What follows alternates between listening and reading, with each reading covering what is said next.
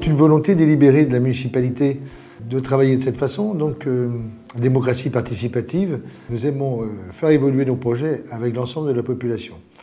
Aujourd'hui, il est grand temps de réaménager les espaces pour accueillir les élèves dans de bonnes conditions, agrandir l'école, puisque nous sommes sur des projets de passer à 3800 habitants d'ici moins de 10 ans, et de la rendre actuelle. Une école de demain, pas une école du 19e, je vais en faire une école du 22e. Alors, j'extrapole, hein.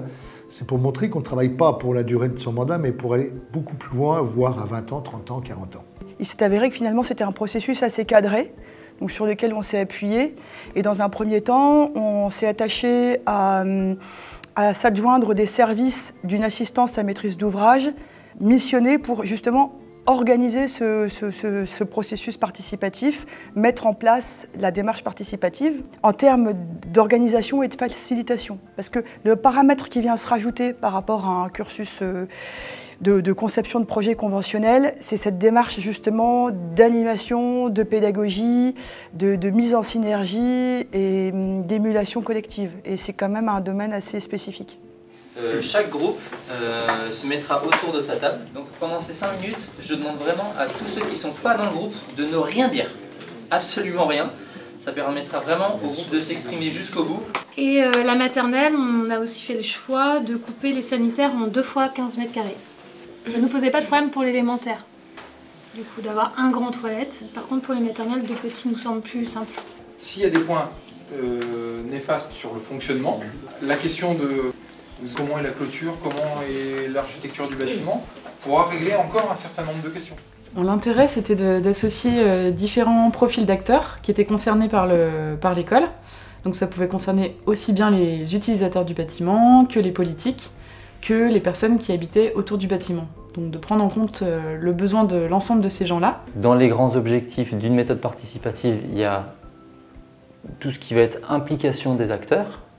Donc le fait que les acteurs soient impliqués, soient invités à participer à des ateliers de réflexion, de conception et de prise de décision, les acteurs se sentent impliqués, donc se sentent concernés par le projet, donc déjà ça c'est un grand pas. Ensuite un grand objectif, ça va être la maîtrise des coûts.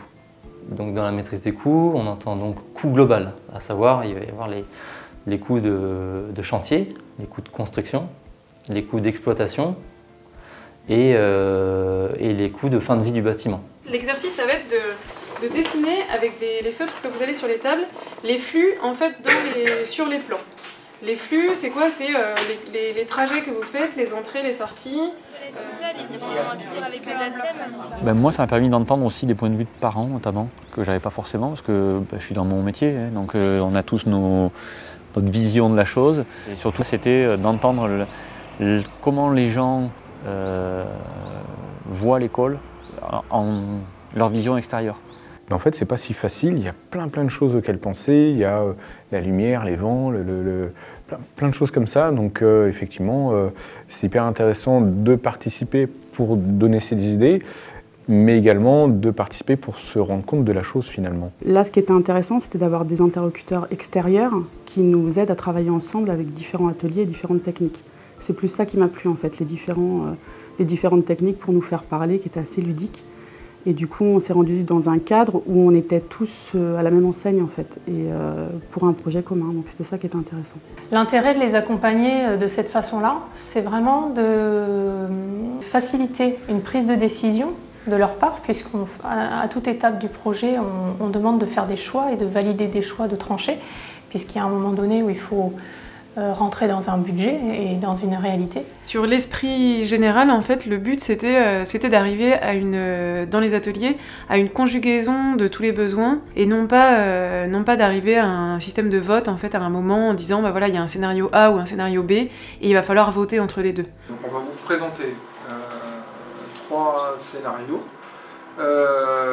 qui tentent de répondre à ce que vous avez soulevé pendant l'atelier numéro 3. Même type de fonctionnement dans l'organisation du site, potentiel d'extension de 2 classes à rez-de-chaussée ici.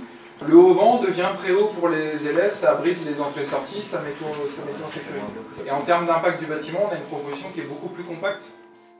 On a utilisé plusieurs outils différents en fonction des phases, en fonction des objectifs des ateliers, mais c'était des outils en tout cas qu'on a souhaité ludiques et puis qui favorisaient justement la rencontre des personnes et l'émergence de l'intelligence collective. D'habitude chacun travaille dans les différents services mais on ne se côtoie pas spécialement et du coup là de partir à l'initiative pour aller jusqu'à la fin du projet c'était assez pertinent. En fait. Le concept est intéressant parce qu'il y a des gens qui au bout d'un moment ramènent au débat, ramènent à l'essentiel.